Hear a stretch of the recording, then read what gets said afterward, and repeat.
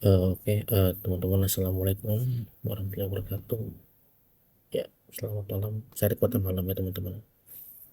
Hari ini kita lanjut di materi yang kemarin harus saya kasih, itu mengenai pertama saya jelasin perbedaannya layout di antara constraint layout dengan linear layout, dan juga nanti ada kita main intent. Intent itu artinya apa? Intent itu artinya perpindahan activity dari yang pertama ke yang kedua dan seterusnya. Yang namanya activity itu adalah halaman ya, satu halaman Android ya. Ketika kalian lihat di halaman buka lagi tuh, kalian buka misalkan halaman login, nah itu activity. Lebih lagi halaman misalkan login Instagram, bisa login, bisa ke beranda kalian, nah itu namanya activity ya, kayak gitu perpindahan. Nanti ada parsing datanya ya. Nah, kalau ngeliat contoh yang kemarin teman-teman yang banyak, nggak banyak sebenarnya sih, ini saya bikin contoh yang sudah ada aja ya. Sebentar, saya running dulu, running device. Mungkin teman-teman kalau running device di sini blank ya, bisa bisa di sini lihat nanti di handphone. Nanti di handphone ini akan saya kasih tunjukin ya hasilnya kayak gimana ya. Mungkin kalau di layar gini di kamera nggak kelihatan jelas. Tapi kalau di handphone nanti teman-teman bisa lihat. Atau misalkan teman-teman mau lihat previewnya di mana, di per XML-nya ya. Jadi XML itu ibarat kata file coding front end-nya. Nanti di KT-nya, Kotlin-nya itu adalah controllernya atau proses engine lah di situ lah ya. Jadi kalau di Android itu cuma yang frameworknya ada Java, ada Kotlin. Cuma kita pakai Android Studio. Kita nggak bahas yang lain ya. Jangan bahas React Native, nggak bahas Flutter, jangan. Oke, lanjut. Ini sedang running udah nih, black screen juga. Kadang di sini black screen ya, hitam, tapi nanti di handphone kalau kalian install di sini nih, layarnya muncul. Atau kadang-kadang Android Studio kayak gitu. Nah, ini kan dia blank nih. Tapi kalau misalkan saya colok pakai USB ya, sini nih. Nah, nanti di sini ada device kita nih teman-teman tuh, Xiaomi. Nah, ini kebaca nih. Nanti kalau kita cari running di sini, runningnya di sini, muncul di sini di layar nanti. Tapi syaratnya di bagian USB-nya harus aktif ya. Di bagian USB itu harus aktif. Nah, nanti ya, ini hasil verifikasi aja. Nanti proses gimana sebentar saya terangin dulu ya. Nanti untuk source code dan lain-lain saya kasihkan ke link ya. Sebelumnya saya jelasin dulu apa itu layout. Saya kasih link aja ya. Layout itu adalah tampilan yang akan kita gunakan saat kita nanti mau ngedesain halaman si Android Studio itu. Misalkan nanti ada text view, ada edit text, ada button, ada radio button, ada lagi select option pakai spinner dan lain sebagainya. Nah, kalau linear layout itu jujur ya, ini gampang banget pemula, memang pemula gampang karena dia nanti drag and drop, drag and drop, drag and drop gitu. Kayak kita lagi yang namanya apa yang ngebikin kayak aplikasi yang PNP gitulah. Jadi kalau kita ada view tarik sini, button tarik sini, jadi kita tuh nggak pusing mau gimana naruh itu, nggak pusing. Tapi kalau relatif itu dia itu baik kayak semacam div gitu loh. Jadi eh, apa namanya ya, nggak bisa kayak linear gitu. Jadi dia punya penempatannya tep tep tep gitu loh. Nah, ini kali constraint dia pakai hitungan. Sebenarnya dia ada hitungannya nih. Nggak sama seperti yang dua tadi. Ini lebih kompleks lah. Tapi lebih fleksibel ya, tergantung. Kalau orang yang nggak paham constraint ya agak ruwet sih. Tapi saya rekomen pakai linear ya, paling gampang tuh itu. Jadi kita mau drag and drop bebas, mau di mana aja, mau pengen kanan sini kanan atas bawah, serah, nggak ada masalah di situ kalau pakai yang linear ya. Oke, nanti teman-teman bisa baca materinya di tempat lain, tapi ini basicnya saya jelasin. Nah, setelah ini saya akan terangin yang namanya intent. Intent itu adalah namanya itu parsing, nanti bukan parsing sih, lebih tepatnya itu untuk perpindahan activity intent namanya. Misalkan activity kita activity main, nanti ada activity selanjutnya namanya terserah kita, nanti dari sini pindah ke sini. Ada atau dan tidak ada data yang dikirim, tetap menggunakan intent, itu pindah halaman. Nanti kalau misalkan ada data yang diparsing, itu menggunakan yang namanya extract boot, ada get. Nah, di sini nanti saya akan terangin source code-nya ya. Sebelum teman-teman saya cemplung ke sini, ini saya kan mau bikin aplikasi yang namanya itu kayak parsing data doang. Jadi ada form ya di halaman activity satu, nanti activity 2 nya nerima parsingan awalnya dari form satu, dari activity satu ya. Nah, saya terangin sebelah kiri ini ada Android Manifest, ini ada beberapa konfigurasi dasar dari Android Studio kalian, tapi bukan Gradle ya. Kalau ngatur Gradle nanti ya, jangan gitu dulu. Nah, di sebelah kiri Kotlin dan Java ini ada main activity dan show.activity. Nah, inilah nanti yang akan kalian gunakan saat nanti kalian ngebikin satu halaman di depan, ada engine-nya, nanti ada intent yang pindahin dari activity main ke activity show ya. Jadi kalau ada dua halaman ya activity-nya dua ya gitu. Jadi jangan balik ya. Pokoknya activity-nya, kalau activity-nya ada dua ya UI-nya dua. Adanya di mana UI-nya atau tampilannya, adanya di layout. REST layout. Ada activity main dan ada activity show. Yang layout jangan dikutak-atik dulu ya. Ini jangan dikutak-atik ya.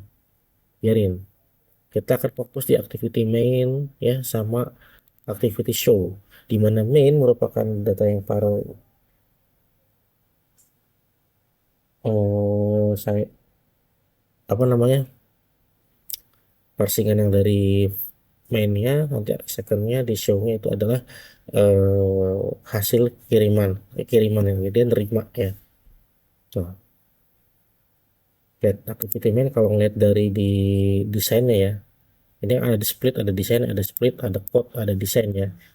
Nah, ini kalau running di layar kalian tuh kayak gini nanti ya, seperti ini. Nah, gimana bikinnya? Nah, tadi saya bilang kan kalau linear itu, ini saya pakai linear ya. Kalau pengen tahu lihat codingnya nih, ini yang activity main ya. Saya bikin code-nya, nah linear tuh, linear layout. Kalau, nah jadi sama bahasa kayak HTML. Kalau udah dibuka tutup lagi ya harus ada tutup. Ini kan buka nih, tag buka. Nah, ini tag tutupnya di bawah nih. Tuh. Sama kan kayak HTML. Ini juga sama. Text view tutup begini. Nah, mirip ya. Kalau HTML itu kan hypertext markup language. Kalau XML itu extensible markup language ya. Jadi yang mirip dikit bahasanya. Setiap komponen itu ada propertinya lah ya. Ibarat kata itu kita bisa ngetes mau itu bisa ngeset di mana ID, name-nya atau style-nya kayak gitu. Lanjut. Untuk linear layout kita biasakan menggunakan match pattern. Jadi dia ukurannya fit sama ukuran layar. Jadi kita nggak pusing ini seberapa sih. Kalau di constraint itu bisa diatur. Nah, kalau misalkan di text view di sini itu ada text view, ada edit text. Bedanya apa sih? Ini kalau saya bikin desainnya di sini. Ini kalau yang namanya text view itu ini cuma sekedar tempat buat nulis doang. Tapi kalau edit text, nah itu bisa buat inputan. Dan dia juga sama nih, ada ID-nya, ada name-nya, ada value-nya gitu sama hignya. Sama kayak HTML. Sama nih. Text view ya, ini edit text gitu ya. Ini edit text. Sama nih edit text, sorry ini text view, ini edit text ya. Lihat perubahan ID-nya ya. ID nggak boleh sama, beda pasti nanti hasilnya. Nggak bisa nggak nampil. Juga ini ada radio button ya, radio button dua, dan juga ada yang namanya my spinner. Spinner itu lebih tepatnya kayak select option. Nah, setiap elemen itu punya ID-nya, instannya apa. Ya bisa sama kayak HTML. Kalau selektornya sama, biasanya untuk kelas CSS, tapi kalau beda biasanya buat parsingan. Untuk nanti dia mungkin menggunakan API di expand ataupun lain-lain ya. Coba ini kita bahasanya Android ya. Jadi XML sama Kotlin yang dipakai. Nah, untuk front endnya kita pakai XML, back endnya kita menggunakan Kotlin. Tapi Kotlinnya hanya untuk yang basic banget. Ini nggak ada yang apa namanya, kompleks ya di sini. Nah, lanjut kita bahas activity main dengan activity main activity. Jadi main activity ini adalah home-nya, ibarat kata tuh home-nya. Nanti untuk view-nya dia di mana, adanya di activity XML, activity main XML. Makanya di sini kalau teman-teman lihat ya, di sini nih activity, nah larinya ke activity main. Nah, sebelum itu, nah saat kita dibuka, ini kalau teman-teman buka new project pasti nggak begini source code-nya, nggak bakal begini. Tapi nanti source code ini akan saya kasihkan.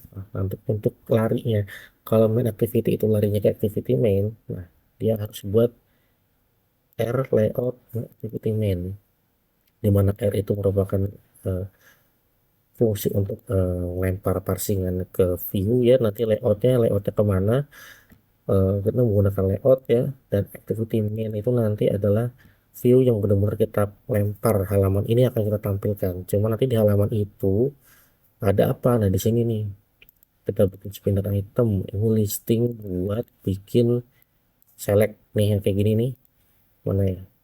Nah, nih prodi. Nah, itu prodi itu nanti ada isinya, ada TISC, ada RPL.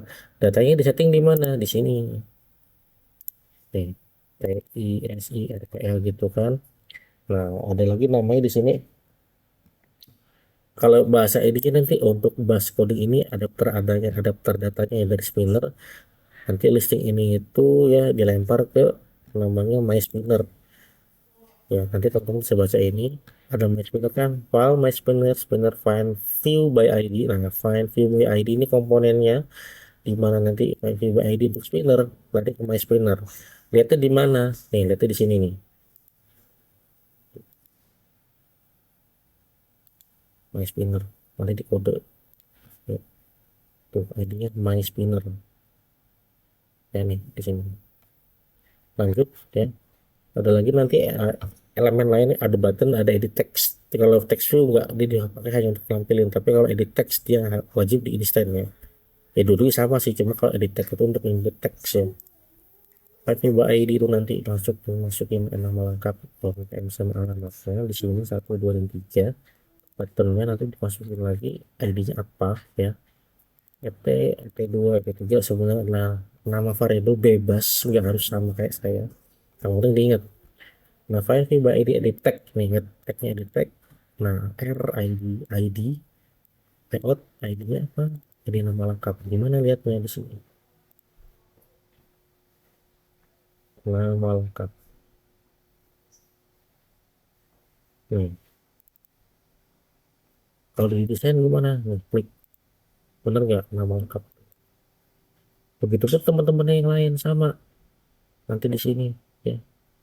Ada lagi edit nama lengkap, ada name, alamat, dan button simpan.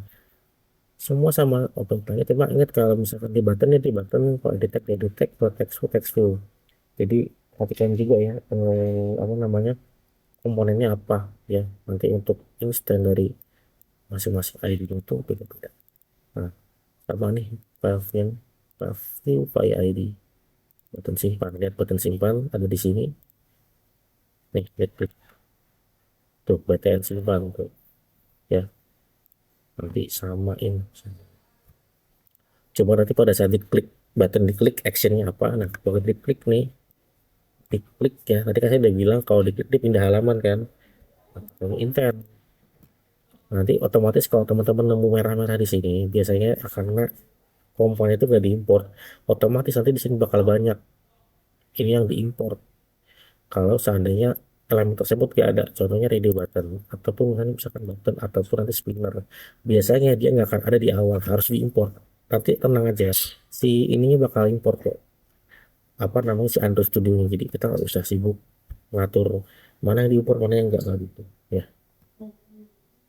All intent this. Nah, set data activity. Nah, nih perhatiin di sini yang show data activity. Nama ini wajib sama dengan nama file activity yang selanjutnya mau kita tuju. Nggak boleh beda. Kalau kita di sini show data activity, di sini juga show data activity. Kelas Java. Ini juga saya agak bingung kenapa Java, karena ini Kotlin tapi di dokumentasinya dia Java. Nah, intent itu ya nanti ini data yang kita kirim harus di apa di setting juga, namanya menggunakan put extra, intent dot put extra. Nah, full name ini nanti akan diterima sama aktivitas selanjutnya, di mana nilainya et t. Itu variabel yang ini di teks. Nah, kan udah nampung nih ID enam lengkap ya kan, to string, bentuknya teks seperti string, sama dua teks to string, yang npm, yang alamat sama juga tuh, alamat to string. Nah, activity di bawahnya baru di intent. Jadi intent isi ini, isi yang ada di intent ini di atas ya, udah kita set isinya apa aja, masukin ke set activity untuk buka set activity yang selanjutnya. Nah, Kita baca lagi di selanjutnya itu ada yang namanya activity show data XML sama activity yang selanjutnya nih ya. Nih, show data activity. Perhatiin ya, nih ini ada yang parsing, ada yang receive, ada yang lempar, ada yang nerima. Nah, tadi kan teman-teman lihat ya, ada yang namanya full name, NPM, alamat. Cuma di sini di bagian bagian instant, sorry, bagian intent yang kedua, dia juga harus ngeset juga, ngeset ID sama view-nya nih. ID buat apa? ID elemennya, karena semua yang dilempar dari depan kan ke second activity hanya untuk nampilin tulisan doang menggunakan text view kan. Nah, ini text view semua teman-teman nih. TV itu artinya text view full name, ID-nya nih TV full name X. Lihatnya di mana nih? Perhatiin kalau udah ada yang namanya RID dot sekian, nah itu tuh pasti adanya di view, adanya di XML. Nih, klik. Nah, tuh sama kan? Lagi klik npm X, alamat X. Perhatiin sama nggak? Tuh, sama ya.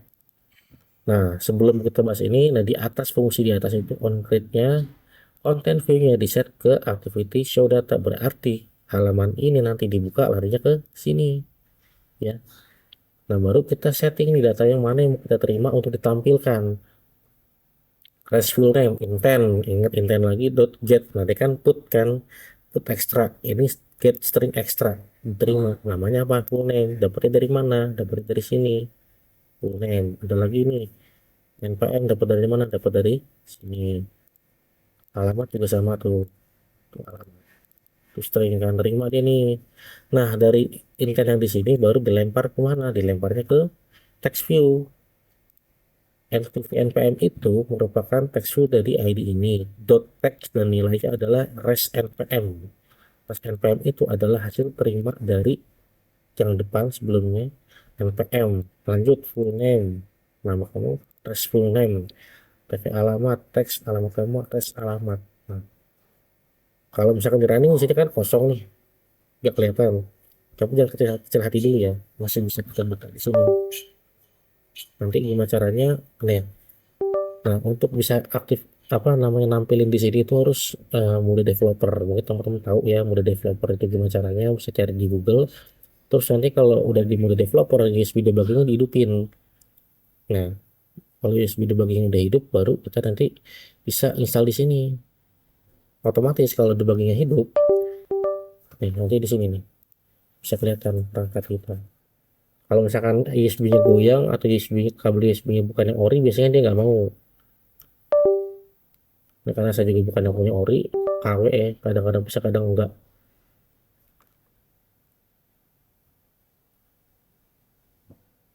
Nanti kalau dibuka ya halaman sama nih kayak gini nih teman-teman, bakal sama kayak gini, halaman akan sama seperti yang kalian lihat di sini gitu teman-teman ya.